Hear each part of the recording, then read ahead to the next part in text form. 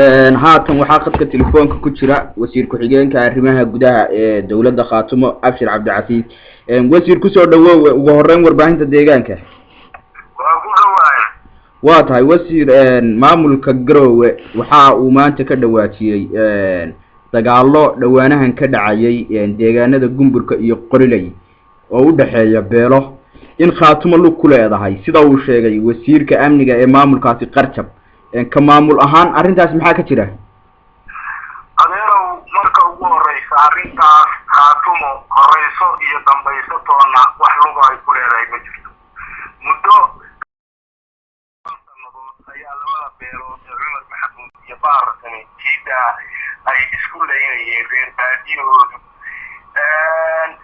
siyaasadeynayay oo dhinaca Somaliland iyo Puntland labada socod ay ka wadeen.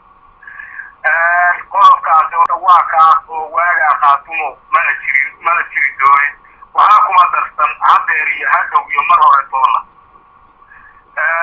weliba waa ka xunnaay oo aad baan uga hadalay inay labada beelood nabadgelyada iyo amniga soo celiyaan dad oo wada dhashay weeye, dad afjiri ka dhaxaysa weeye, dad hayb wadaaga weeye, dad aad isugu dhow weeye, dadani ka dhaxaysa weeye.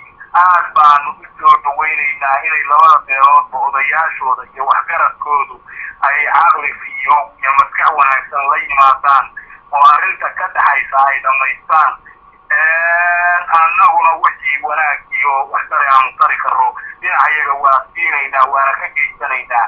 laakiinse arrinta uu dhinaca Qarjab ka hadlay waa fidmo wala dhinaca Qarjab waa nin Ciise Maxamuuda waa nin reer Yoonisa. waxaan ogahay karin dabayl weyn iyo meesha la yidhaaho Qoriley iyo Kalaba inta u dhaxaysa reer Yoonis baa yaallo geelashoodii baa jooga.